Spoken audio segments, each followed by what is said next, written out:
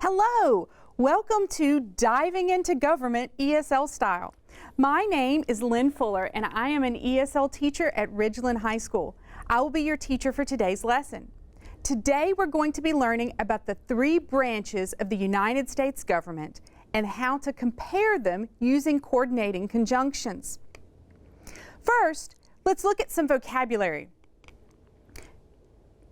Do you know what these words have in common? These words all describe parts of our government. Let's read them together. They're really long and they have lots of syllables, which make them difficult to say. Representatives. Each time we clap, that is a syllable. Let's do it together. Say the words with me and clap for each syllable. Representatives. Representatives. Great job. Let's try the next one. Legislative. Legislative. Great. Legislative. All right. Now, let's try the third one. Executive. Executive. Great job, everyone. Now, for the last one. Judicial. Do you hear how that last syllable makes a sh sound? Let's listen to that again. Judicial.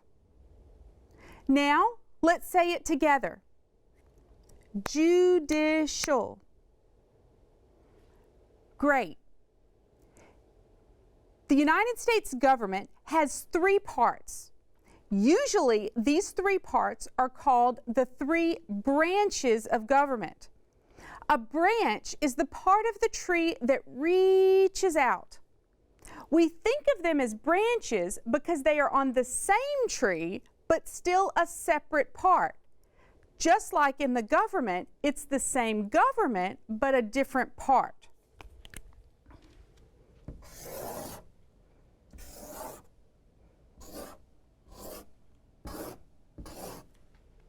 So when we look at a tree, we have the legislative,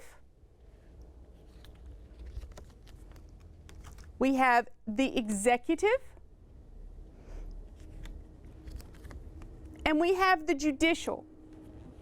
The first one that we're going to talk about is the legislative branch. This branch is the representatives of the people. Citizens vote for a person who lives in the state or area to make national laws that will help their state. Read with me. The legislative branch makes the laws. There are two types of legislative representatives, senators and representatives. Representatives are part of the House of Representatives. They serve a 2-year term. There are currently 435 members in the House of Representatives. Mississippi has 4 representatives, but some states like California have a lot more. California has 53 representatives. Now, why is that different? The House of Representatives uses the number of people who live in the state, the population, to decide how many representatives each state will have. This part of the legislature gives big states more power. So let's read with me about the House of Representatives. The House of Representatives has 435 members who each serve 2-year terms. Each state is allocated representatives based on population. Great job. Now, senators are part of the Senate and serve a 6-year term. There are exactly 100 members of the Senate, 2 from each state. Because it is equal, this part of the legislature gives smaller states more power. Read with me. The Senate has exactly 100 members. Every state is allocated 2 senators. The creators of our government wanted a balance between big states and small states so that each state had a voice in the government. Both types of representatives can be re-elected to their terms as many times as they and the people want. The next group is the executive branch. The job of the executive branch is to carry out the laws. The members of the executive branch are the president, the vice president, and the cabinet. We see the president a lot because the president is the face of the government. The president visits with leaders from other countries and makes speeches to the American people.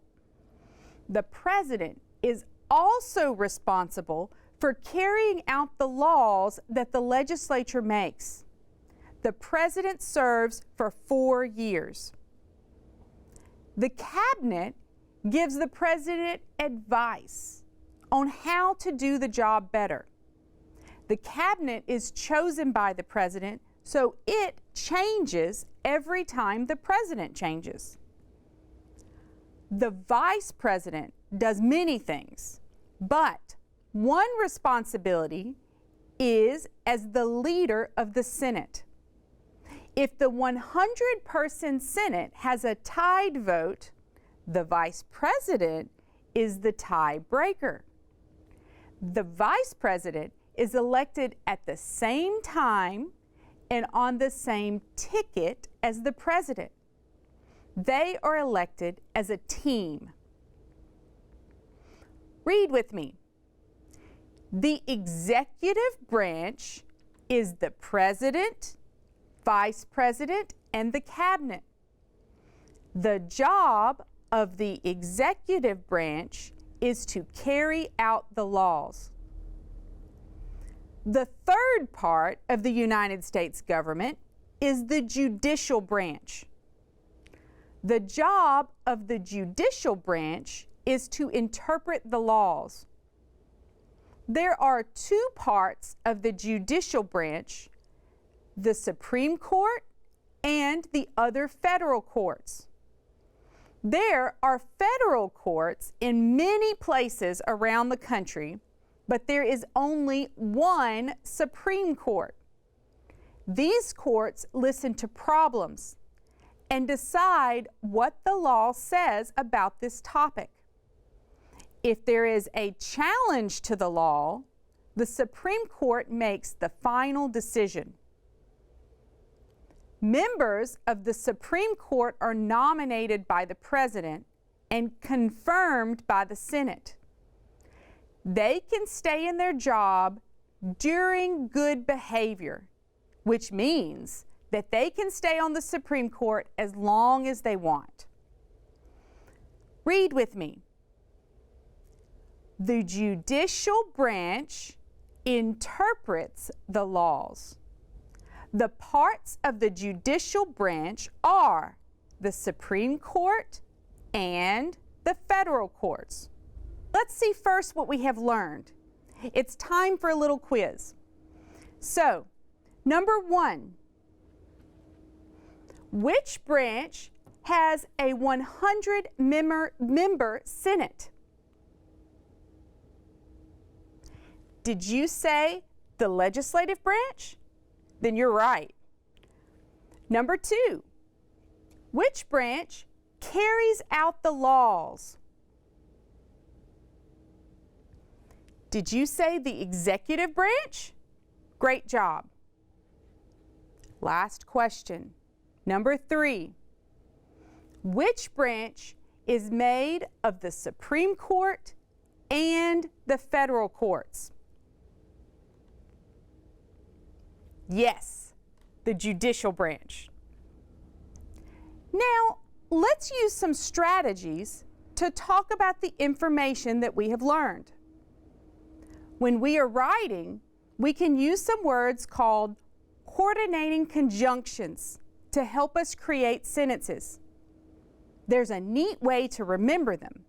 They spell fanboys. There are 7 fanboys: for, and, nor, but, or, yet, so.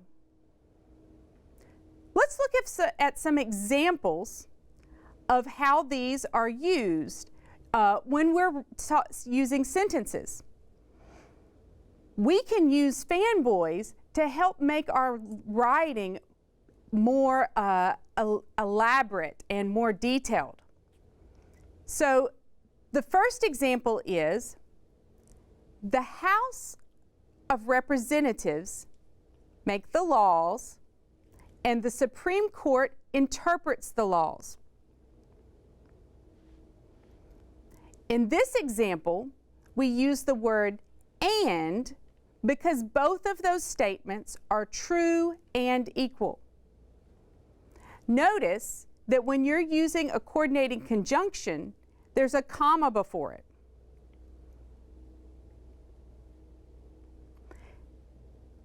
This marks a separation between the two parts of our combined sentence. Let's read it one more time. The House of Representatives make the laws and the Supreme Court interprets the laws.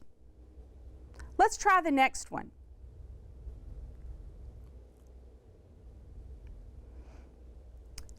The House of Representatives is elected based on population, but the Senate gives equal representation to all states. In this example, we are contrasting the House of Representatives and the Senate, but we are explaining how they are different. But is the conjunction we use if we want to contrast. Would you like to look at one that is tricky? The number of members in the legislative branch can be based on population, or it can be equal for every state. Sometimes we can use or, and we can use and as part of a list. You've probably done that before. How do we know when we should use it with a comma? We know because the words before a conjunction make a complete sentence, plus the words after the conjunction make a complete sentence. One more example. The Supreme Court is the highest court, so the decisions of the court are final. When we use the word so, we state a fact and then explain what we understand based on this fact. Here, we can see that the fact is the Supreme Court is the highest court. And that means that the decisions of the court are final. I think we're getting it. So let's try to do some together. The president is elected by a vote. The Senate is elected by a vote. Look at the choices on the bottom of the screen. Which one should we use?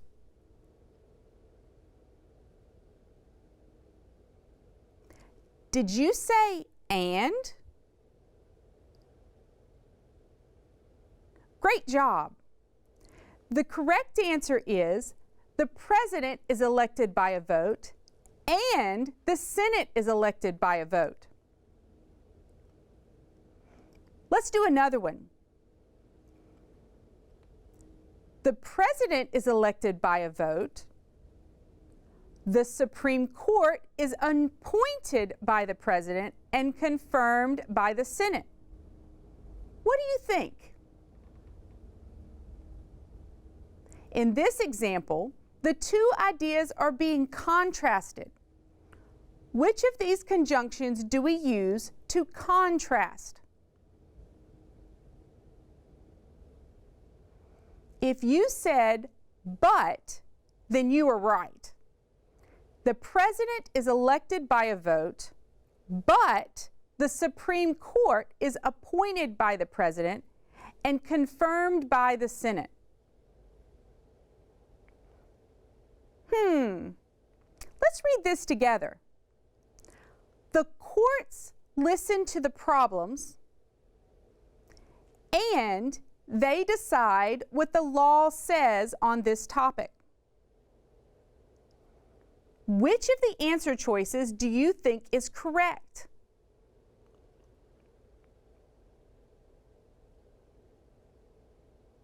The answer is and. The courts listen to the problems and they decide what the law says on this topic.